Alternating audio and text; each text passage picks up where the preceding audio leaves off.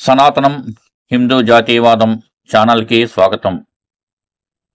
తెలంగాణ ఎన్నికల ఫలితాలు, భారతీయ జనతా పార్టీ నాయకత్వ వైఫల్యం, కొన్ని సందేహాలు, అభిప్రాయాలు, ఆరోపణలు, నమ్మకాలు, ఇంకొన్ని విశ్లేషణలు, వివరణలు.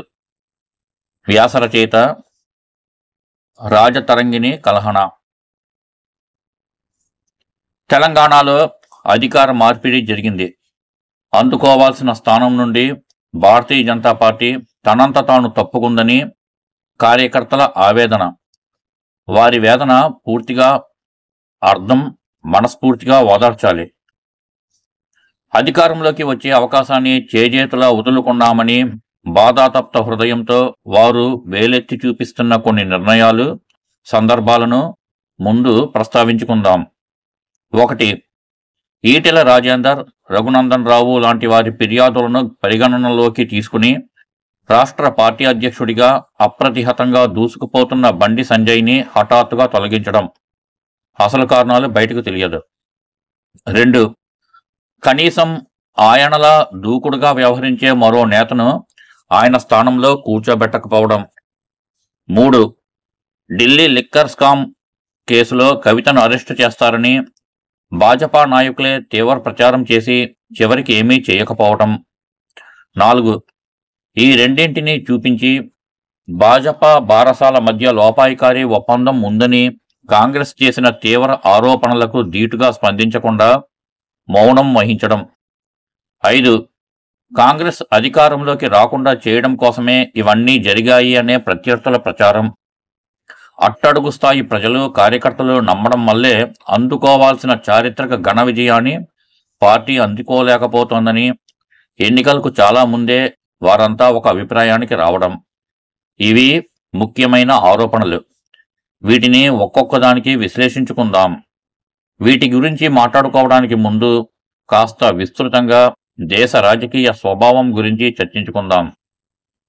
శతాబ్దాల విదేశీ పాలనలో మనం శాశ్వతంగా కోల్పోయినవి, స్వతంత్రం వచ్చాక మనం తిరిగి పొందలేకపోయిన వాటిలో ముఖ్యమైనవి సూక్ష్మ దృష్టి, సునిశిత పరిశీలన, స్థూల అవగాహన, సమగ్ర వ్యూహరచన, మన మీద మనకుండాల్సిన గౌరవం, నమ్మకాలు, దీనివల్ల మనమేం చేయాలో, ఏమేమి చేయగలమో, మన దేశానికి పుష్కలంగా ఉన్న శక్తియుక్తులు ఏమిటో, మనకున్న సహజ మానవ వనరుల విలువెంతో మనకు తెలియదు.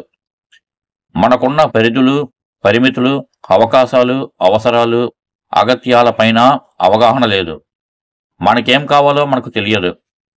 కనీసం ఇటీవల ప్రపంచాన్ని శాసిస్తున్న గ్లోబల్ స్కిల్స్లో ముఖ్యమైన critical thinking skills, thought process లాంటి వాటిపై కనీస అవగాహన లేదు. నేర్చుకుందామన్న ఉత్సుకత అంతకంటే లేదు. లేకపోగా ఎవరో వాళ్ళ కోసం ఆడుతున్న ఆటలో మనం పావులమవుతూ వస్తున్నాం. అలా అవుతున్నామనే విషయం కూడా మనం ఎప్పటికీ గ్రహించలేకపోతున్నాం. దానివల్ల తరాలకు తరాలే బలైపోతున్నాం. మీడియా, సినిమా, క్రికెట్ లాంటి వ్యసనాలకు లొంగిపోయి బతుకుతున్నాం. మనల్ని నిలువు దోపిడీ చేస్తున్న వారికి మనమే అతిపెద్ద మద్దతుదారులం కావడం కన్నా దౌర్భాగ్యం ఏముంటుంది? కనీసం ఒక జాతిగా ఐక్యంగా తయారు కాలేకపోయాం. ఎన్నికల్లో గెలిచి ఏనాడు కేంద్రంలో అధికారంలోకి రాలేకపోయిన కమ్యూనిస్టులు తమ భావజాలాన్ని మేధావుల పేరుతో అటు పాఠ్య పుస్తకాల్లోనూ ఇటు మీడియాలోకి విజయవంతంగా చొప్పించగలిగారు. ఫలితంగా బ్రిటిష్ వాడి ఆర్య ద్రవిడ సిద్ధాంతం లాంటి వాటితో పాటు వారి విద్రోహ, విభజన భావజాల కథనాల ప్రవాహంలో యావత్తూ భారతం తరతరాలు తరించిపోతూ వస్తోంది. ఈ విద్వేషం తలకెక్కిన యువత ఏదో ఒక రకమైన విభజనవాదపు విషపు కౌగిలిలో నుండే సమస్త విషయాలను చూస్తున్నారు. చర్చ పేరుతో వితండ వాదన చేస్తున్నారు. ఉదాహరణకు, హిందుత్వంపై వారు చేసిన నిరంతర దాడి, జరిగిన దానిని చెప్పడానికి ఈ పదం చాలదు. కాబట్టే అన్ని రంగాల్లోనూ సరైన సమగ్రమైన ఆలోచన విధానం కలవారు చాలా చాలా తక్కువ సంఖ్యలో ఉన్నారు. మనకేం కావాలో మనకు తెలియదు. ఎవరేం చేస్తున్నారో వాళ్ళు చేస్తున్న పనుల వల్ల, నిర్ణయాల వల్ల మన దేశంలో, మన జీవితాల్లో వస్తున్న మార్పులేమిటో మనం తెలుసుకో చెప్తున్నా వినేంత తీరిక, అర్థం చేసుకునే ఓర్పు, ఓపిక అసలే లేవు. ఇంత చెప్పుకుంటున్నాం కదా, 3 విషయాలు ప్రస్తావిస్తాను. అవి స్మార్ట్ ఫోన్ల తయారీ మొదలైన 2010 ప్రాంతం. స్మార్ట్ ఫోన్లకు కావాల్సిన ప్లాట్ఫామ్లను అటు Microsoft Windows smart phone version, ఇటు గూగుల్ ఆండ్రాయిడ్ తయారు చేసుకుని స్మార్ట్ ఫోన్ల కంపెనీలతో వ్యాపార ఒప్పందాల కోసం చర్చలు జరుపుతున్న సమయం. అప్పటి బేసిక్ ఫోన్ల అమ్మకాలలో నోకియా వాటా దాదాపు 85%.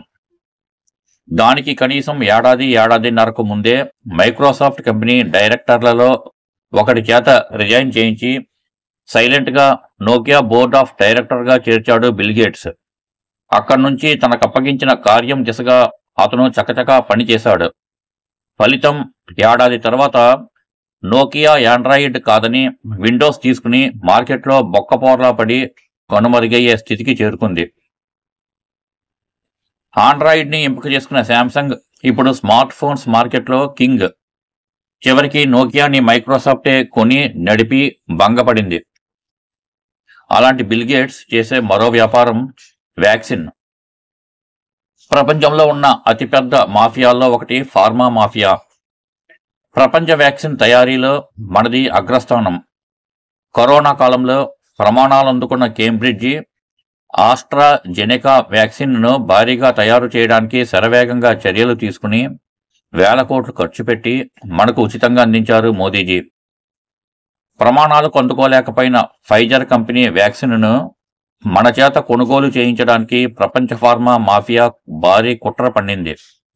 అనేక భారీ కథనాలను మన మీడియాలో విస్తృతంగా ప్రచారం చేసింది. ఒక లెక్క ప్రకారం ఆ దుష్ప్రచారం కోసం ఏకంగా 100 కోట్లు ఖర్చు పెట్టిందట ఫైజర్. ఇవేవీ ఖాతరు చేయకుండా మోదీజీ తన పని తాను మౌనంగా చేసుకుంటూ పోయారు. మరోపక్క దేశీయ వ్యాక్సిన్ తయారీ కోసం హైదరాబాద్ భారత్ బయోటెక్ వ్యాక్సిన్ కంపెనీకి అన్ని రకాల అనుమతులిచ్చి కావాల్సిన ముడి పదార్థాలు, ఇతరత్రా సామగ్రిని విదేశాల నుండి దిగుమతి చేయించి పరిశోధనలకు అన్ని రకాలుగా సహకరించి ప్రపంచ ప్రమాణాల పరీక్షల కొరకు దౌత్యపరమైన చర్యలు యుద్ధ ప్రాతిపదికన తీసుకుని ప్రపంచ ఆమోదం పొందాక 100కు పైగా దేశాలకు పంపుతూ చాలా వరకు ఉచితంగా పంపుతూ ఆ వ్యాక్సిన్ల కంటైనర్లపై from the people of India with love అని మరీ రాయించి పంపారు. మన దేశం కూడా ఆధునిక మందుల తయారీలో అగ్రదేశాలకు ఏమీ తీసిపోదని రుజువు చేసి గ్లోబల్ మార్కెట్లో మన ఫార్మా కంపెనీలకు పెద్ద బూస్టర్ డోస్ ఇచ్చారు. ఇంతకీ ఆ భారత్ బయోటెక్ కంపెనీ యజమాని ఎవరంటే రామ్మోజీరావు కొడుకుకి స్వయానా వియ్యంకుడు. ఇక్కడ మనం గమనించాల్సిన విషయం ఏమిటంటే ఫైజర్ దేశద్రోహ కథనాలను తెలుగులో విపరీతంగా ప్రచురించింది ఈనాడే. మహాత్మా గాంధీలు, జవహర్లాల్ నెహ్రూ లాంటి త్యాగధనుల బ్రాకెట్లో క్వశ్చన్ మార్క్ హాస్యం ఉండేటువంటి ఎమోజీ వేశారు.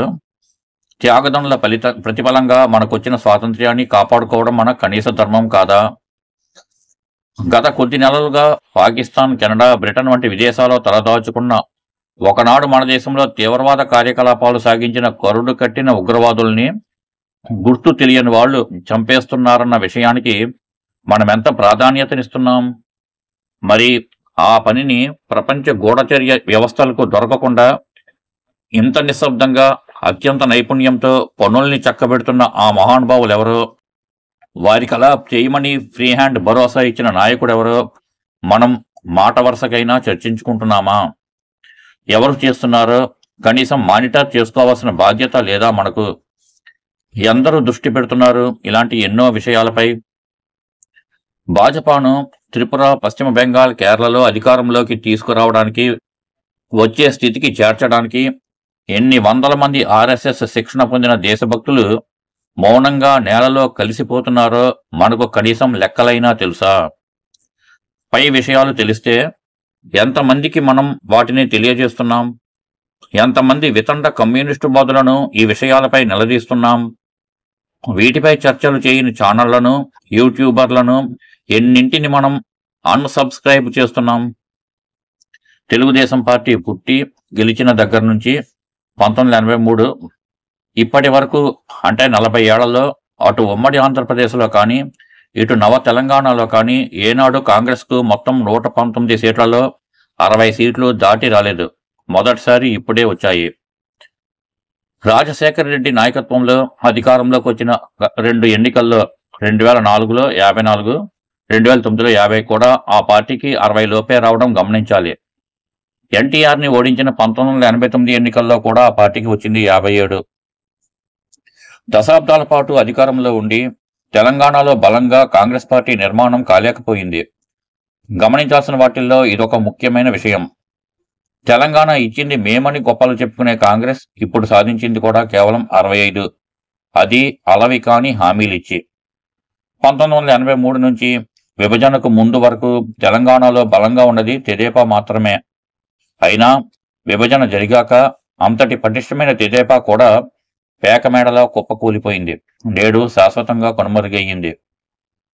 పోరాడి తెలంగాణ సాధించుకొచ్చామని డబ్బా కొట్టుకుని 10 ఏళ్లు అధికారంలోకి వచ్చిన తెరాస కూడా మొదటి తెలంగాణ ఎన్నికల్లో తెచ్చుకుంది 63 మాత్రమే. 2018 నాటికి మోదీజీ వేవ్ తనను దెబ్బతీస్తుందని గ్రహించిన కేసీఆర్ ముందస్తు ఎన్నికలకు వెళ్లి బతికిపోయాడు. అతని అంచనా సరైనదేనని 2019 లోక్సభ ఎన్నికలలో రుజువైంది. మేరమీరిన అహంకార ధోరణితో పతనపు అంచులకు చేరుకున్నాడు.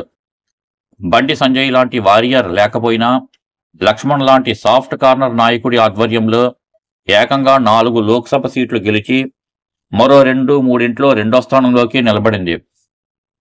ఇక్కడ మనం గ్రహించాల్సింది ఏమిటంటే తెలంగాణలో మోదీజీ వేవ్ చాలా బలంగా ఉంది కాబట్టే 2019 లోక్సభ ఎన్నికల్లో అంతటి అనూహ్య ఘన విజయం. చెప్పొచ్చేదేమిటంటే తెలంగాణ విలక్షణత, అది మనం అర్థం చేసుకోవాల్సింది. నిజానికి మోదీజీ ప్రధాని అయిన దగ్గర నుంచి దేశంలో ఎక్కడెక్కడ పార్టీ బలహీనంగా ఉందో, క్షేత్రస్థాయిలో బలంగా లేదో, బూత్ కమిటీలు యాక్షన్లోకి రాలేదో వాటన్నింటినీ గుర్తించి పూర్తి స్థాయి పార్టీ నిర్మాణానికి వేగంగా పనిచేయడం ప్రారంభించారు. అలా గుర్తించిన దాదాపు 150 స్థానాల్లో తెలంగాణ అన్ని లోక్సభ స్థానాలు ఉన్నాయి. మరోపక్క అప్పటి భాజపా జాతీయ అధ్యక్షుడిగా ఉన్న అమిత్ షా పార్టీని అట్టడుగు వర్గాల దగ్గరకు చేర్చడంలో భాగంగా దళితుల ఇళ్లలో భోజనాలు చేయడం అనే కార్యక్రమం చేపట్టారు. అలా ఆయన నల్గొండ జిల్లా భువనగిరి దగ్గరలోనూ ఒక దళిత కుటుంబంలోనూ చేశారు. దాంతో కేసీఆర్, మమతా బెనర్జీలకు గుబులు పుట్టి అసలు ఆ వంటలు దళితులు చేయలేదంటూ ఆరోపణలకు దిగారు. వాళ్లలో కంగారు మొదలయ్యింది అనడానికి ఇదొక సూచన. సెప్టెంబర్ 17 విమోచన దినోత్సవాన్ని ఘనంగా చేయడానికి సిన్సియర్గా ప్రయత్నించారు.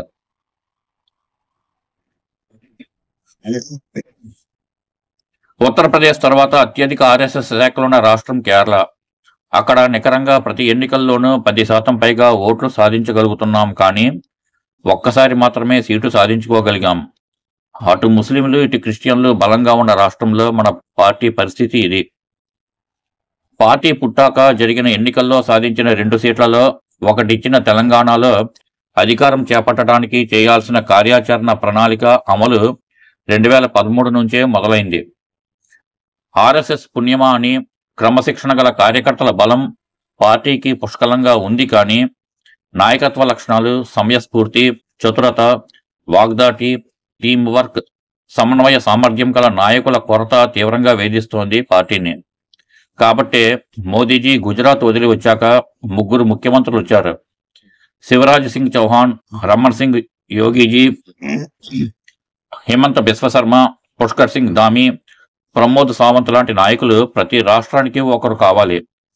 దాదాపు 16-18 రాష్ట్రాల్లో అధికారంలో ఉన్న భాజపాకు నాయకత్వ కొరత బాగా ఉన్నది. ఇక ఇప్పుడు ఇటీవల రాష్ట్ర భాజపాపై భాజపా అభిమానుల ఆవేదనగా మనం ప్రస్తావించుకున్న అంశాలను చర్చిద్దాం. పుష్కలంగా నాయకులున్న తెలంగాణలో కొన్ని ప్రత్యేక సమస్యలున్నాయి.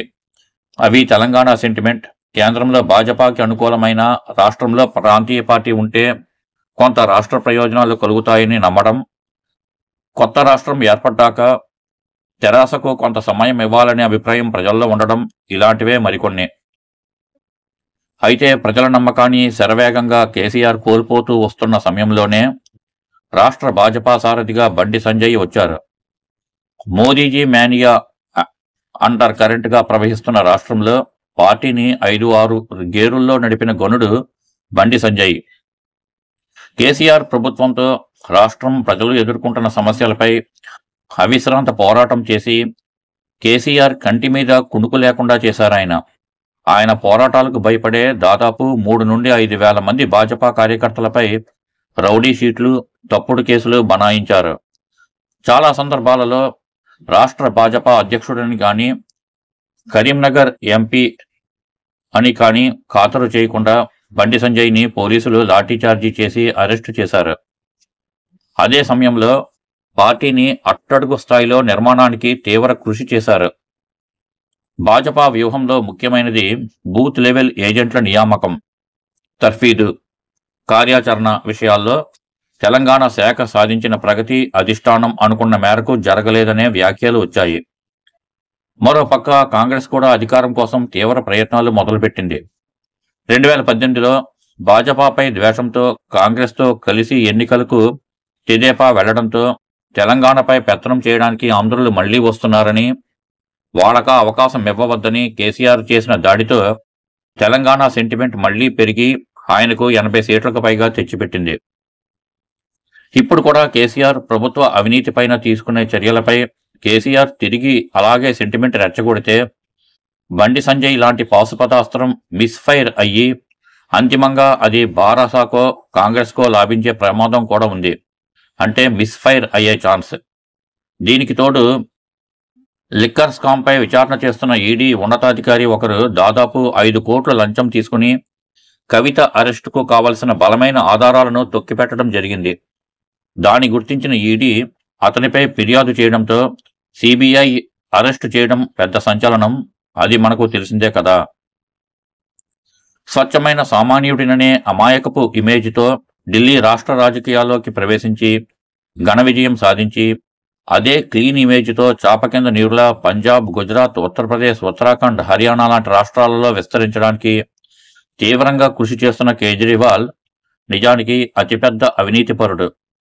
అతనికి వెనుక నుండి ఫండింగ్ ఎవరిస్తున్నారో మొత్తం సమాచారాన్ని కేంద్ర హోంమంత్రిగా అందుకున్న అమిత్ షా అతని నేర నిరూపణకు కావలసిన ఆధారాలను వేగంగా సేకరించడానికి సిబిఐ, ఈడీలతో తరచూ సమీక్షలు జరుపుతూనే ఉన్నారు.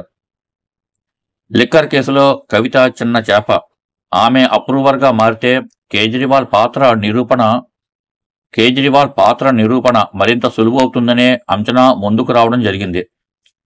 అందుకు ఇటీవల కేజ్రీవాల్ మౌనమే పెద్ద ఉదాహరణ. రాజస్థాన్, మధ్యప్రదేశ్, ఛత్తీస్గఢ్లలో 205 స్థానాల్లో అతని పార్టీ పోటీ చేసింది. లిక్కర్ కేసులో ఉక్కిరిపిక్కిరవుతున్న కేజ్రీవాల్ పోటీ పెట్టాడే కానీ ప్రచారానికి వెళ్లలేకపోవడంతో అన్ని చోట్ల డిపాజిట్లు కూడా దక్కలేదు. అతన్ని నేరస్తుడిగా రుజువు చేయడం అన్నిటికన్నా పెద్ద టాస్క్. దాని ముందు కవిత అరెస్టు చాలా చిన్న విషయం. అవినీతి పౌరులను ఎంతటి వారైనా వదిలిపెట్టమని పరోక్షంగా మోదీజీ పదే పదే ప్రకటించినా వికృత మీడియా ప్రచారం ముందు అది వీగిపోయింది. ప్రభుత్వ పరంగా తీసుకోవాల్సిన చర్యలు చాలా సందర్భాలలో అన్నీ బయటకు చెప్పలేరు. అనుకున్నది అనుకున్న సమయంలో చేయలేకపోవచ్చు. కేవలం సోషల్ మీడియాలో మాటల యుద్ధాలు పార్టీని నడిపించవు, గెలిపించవు.